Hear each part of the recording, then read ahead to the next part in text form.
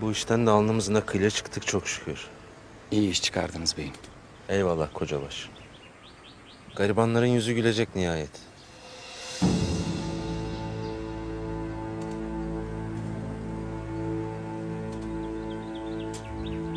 Her yiğidin bir yoğurt yiyişi vardır.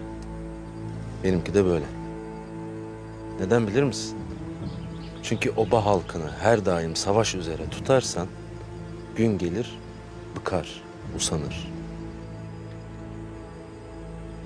Söyle hele. Dodurga Alpleri ne düşünür bu hususta? Siz beylerimiz düşünüp en doğru kararı vermişsiniz beyim.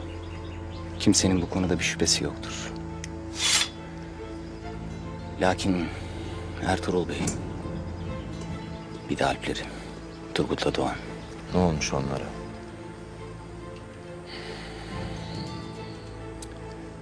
Ertuğrul Bey'in büyük bir alptir. Rum ellerinde şanını duymayan kalmamıştır. Lakin yine de Alplerimiz huzursuzdur. Neden huzursuzlarmış?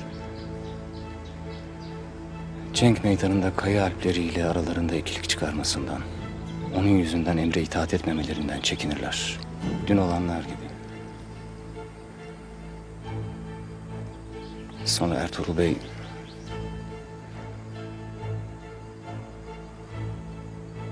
Ne? De öyle ne olmuş Ertuğrul? benden duymuş olmama beyim bir iş çevirir. Nasıl bir iş?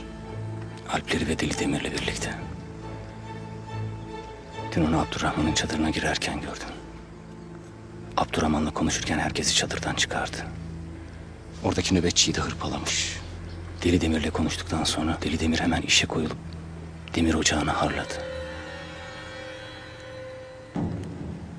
Bir müsaade et hele.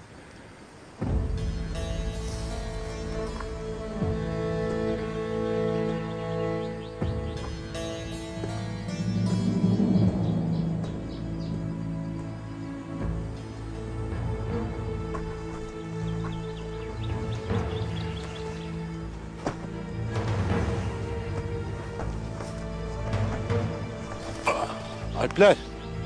Haydi bismillah.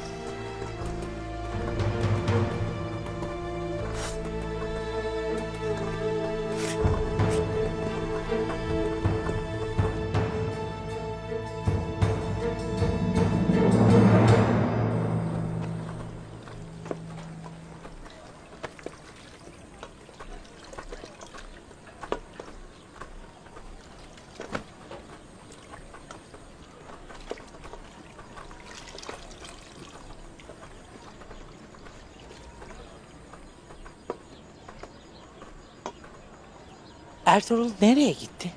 Gündoğdu'yu sordu, sonra da gitti ana.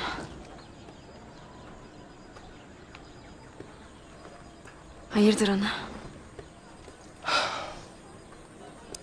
Bilmem ki kızım. İçim böyle eziliyor. Neyse. İşler nasıl kızım?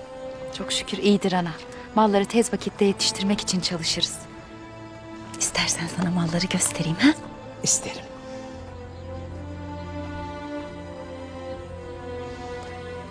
Aydoğlu'nla nasıl ararız? Birbirimize dokunmadan yaşayıp gidiyoruz ana. Geç otur hadi.